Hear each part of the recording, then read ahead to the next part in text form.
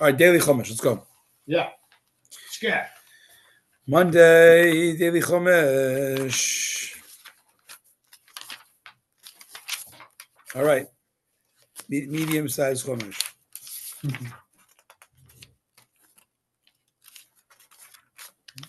All right, 12.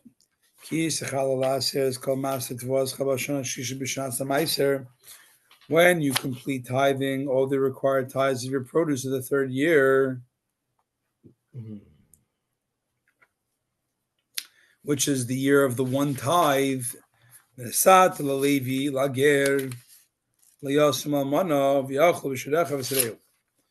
you give that tithe to the Levi, the ger, the proselyte, the orphan, the widow, so that they may eat in your towns and be satisfied. Rashi. When you complete tithing all the tithes of your produce in the third year, when you complete separating the tithes of the third year, that's what it means. Every third year of the 7 year cycle is the deadline for separating the tithes. So expensive. The Torah fixed the time for the removal of the tithes and the subsequent affirmation on the eve of Passover of the fourth year. So at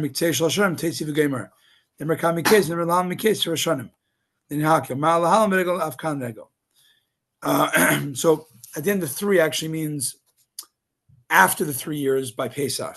How does he know that? By a comparison of verses. But if you'd be literal with those verses, it would mean Sukkos.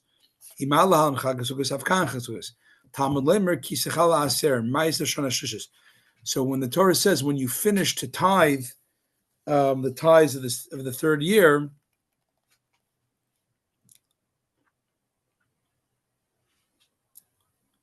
when you finish the tithes of the third year, Regel Shamaisis Kalam B'Vizel Pesach. This is the festival that the tithes complete in it, and that is Passover. The festival of the tithes, because many trees, they're not fully harvested till after Sukkot. So you want to finish the tithe of that year, you have to wait till Pesach. So it comes out that all the tithes of the third year are fully yielded by the Pesach of the next year, the fourth year.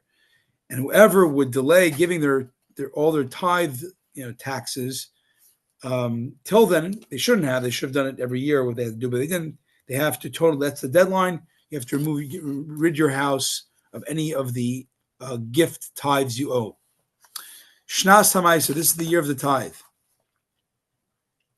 The year of the tithe. It means a year when you only have one tithe of the typical 2 tithes of the years before. What is that? So remember, there's a 7-year cycle for Shemitah, the sabbatical year. Years 1 and 2, what do you give? So you give Truma to the Kohen, but once you give tithes, the Meiser Rishon goes to the what do you call it? To the Levi. And then Meiser Sheni, the second tithe, you eat yourself in Jerusalem. Like you take that amount of money or food and eat in Jerusalem.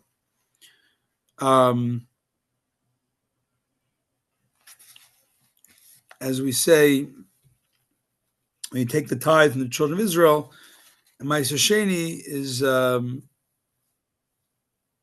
when you eat them. You eat the second tithe in front of God in Jerusalem, the tithes of your grain, wine, and oil.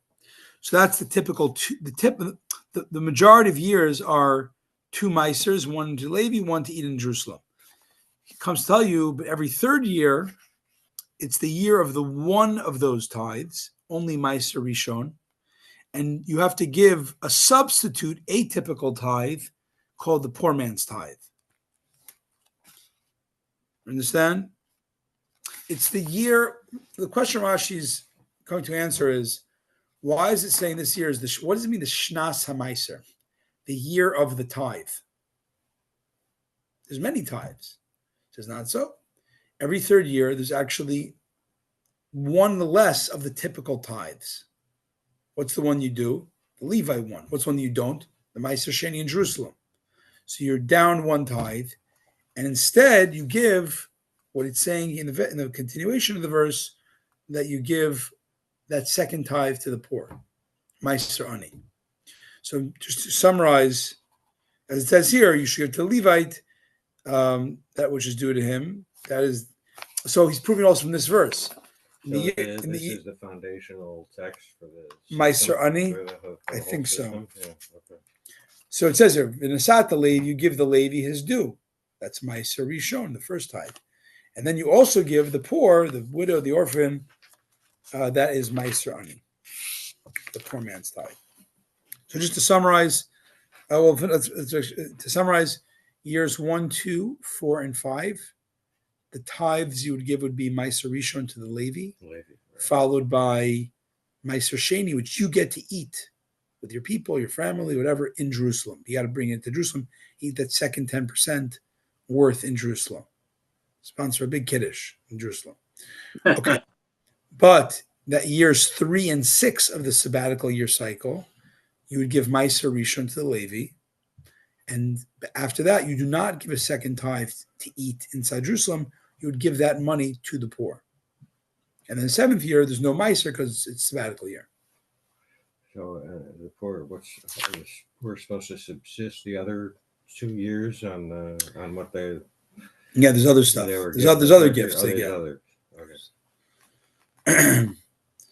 They will eat them in your towns and be satisfied, says Rashi.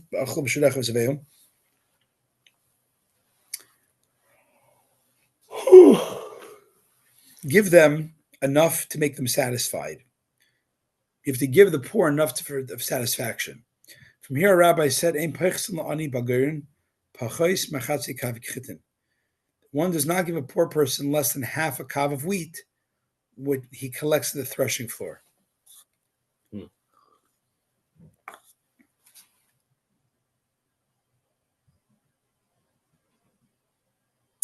Yud Gimel. V'yamarta, you shall then say before Hashem your God, Bi'arta kodesh min habayis, I have removed the holy produce from the house. So what do you do when you? So at this deadline of paying up your tithes, there's a declaration you make, an affirmation, and you say before God, I have removed the holy from my house. I've also given it to the Levite. I've also given it v'lager to the proselyte, to the convert, la yosem v'lamana, the widow of the orphan. According to your commandment that you commanded me. You continue affirming, I have not transgressed any of your mitzvahs, nor did I forget to bless you. How can anybody honestly say that? In regards to this. In regards to this, you're talking to you're tithing. You're tithing, yeah. Okay. Rashi. You shall then say for Hashem your God, affirm what you've given your tithes. And what's the statement? I removed the holy produce from the house.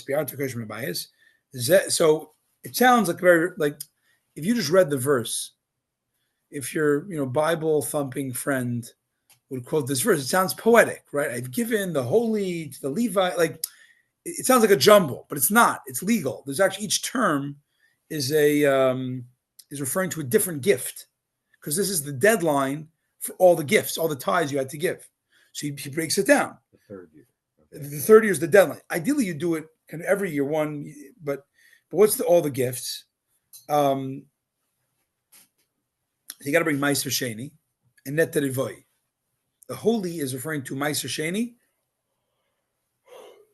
Neter Ivoi. What Neter Ivoi is the fruits that you eat of a tree in the 4th year, which have the same law as the second tithe.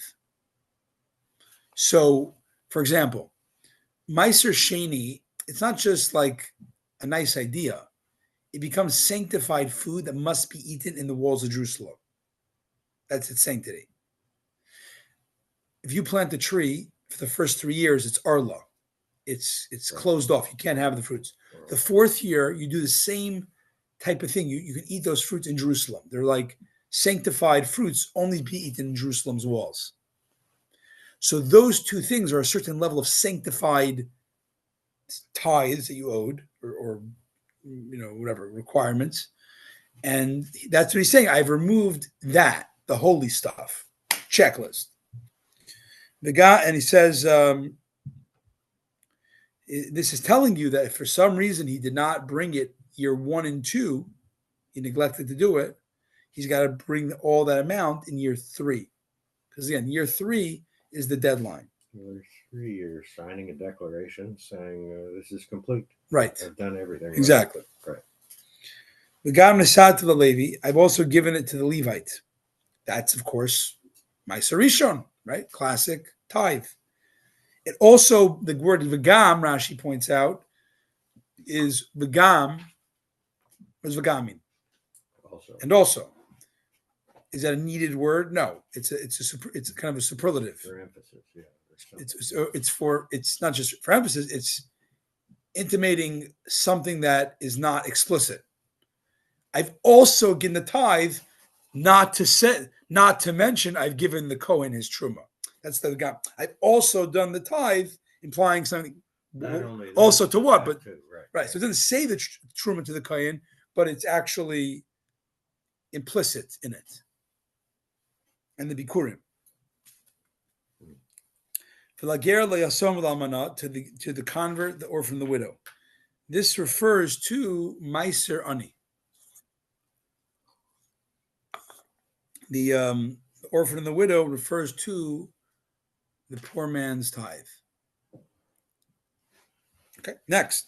Kichol mitzvascha. What does that mean? Mike's honest self-reflections. How could he say, I've done everything you said, God?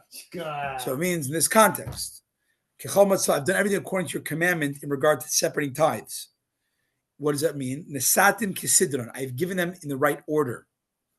And I did not give them out of order. I didn't pay this tax or this gift before that. I didn't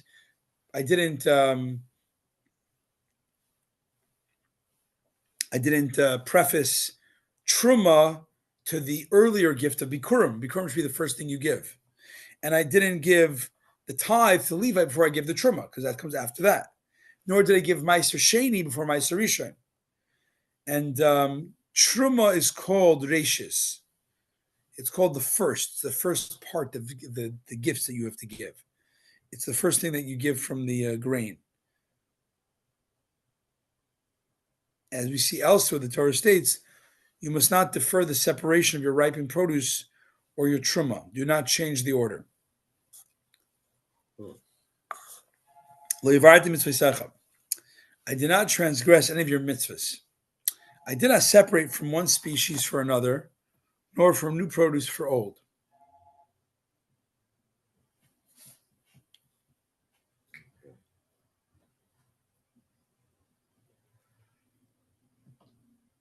Okay, that's another thing you shouldn't do. You don't give apples for oranges, and so on. I didn't forget to bless you with regard to separating tithes. It's a blessing. You give a tithe. Yadalit. Nor did I eat of it when I was in a state of grief.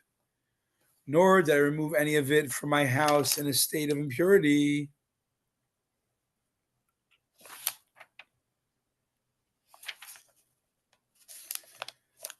Nor did I give any of it to use for a dead person. Let's see Rashi a minute. I've heeded the voice of God, my Lord, and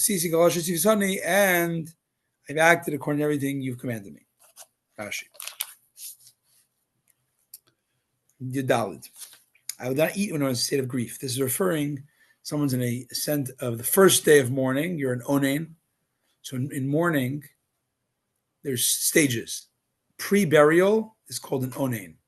It's acute grief. You're exempt from the mitzvahs, from positive mitzvahs. So you're not allowed to eat this holy stuff because you're like not in a state to appreciate it. Next, page 16. I did not remove any of it in a state of impurity. Whether I was in a state of impurity and it was pure, or I was impure and it was impure. Where are we warned about this? It says, you must not eat in your town the tithe of your grain. which refers to eating in a state of impurity, as it says regarding disqualified sacrifices. That disqualified sacrifices you may eat in your town, both pure and impure people. Those you could eat it, but these tithes you must not eat in this manner of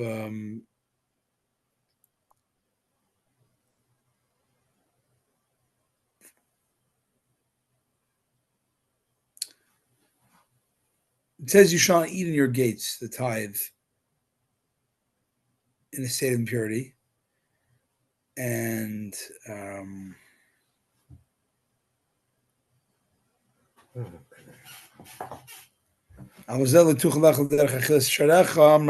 these you have to eat them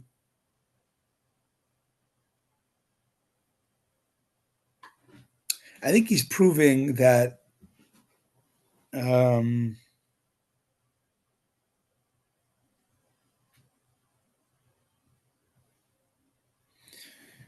not exactly sure the exact comparison, but it sounds to me like it says, do not eat the tithes in this way when you're impure. Rather, you have to eat them.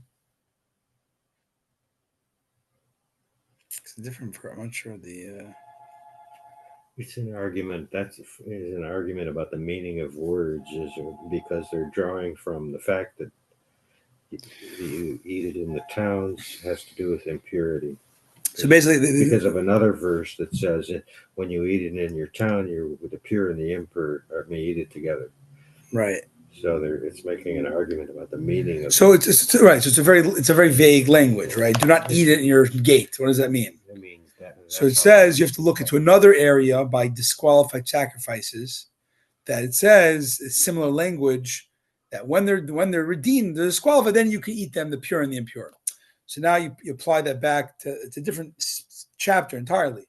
It says you should not eat the tithes in your gates. What does that mean? You eat the tithe. So it says, you say literally, you have to look at a similar language by another verse. And the language says by sacrifices. You can't, if you're impure, you can't have a sacrifice. But if it becomes blemished and thereby disqualified, it can be redeemed and becomes mundane animal. And then you could. So do not. There it says in your gates you could eat disqualified animals because they're basically refurbished, disqualified animals. But it's the language of eating in the gates. Right. So now it applies here. Don't eat tithes when they're pure and unredeemed, pure and impure together. Rather, just eat them pure. Right. Essentially. Okay. Then I did not give any of this to the dead person, meaning I did not use this grain or to make a coffin or shrouds for him.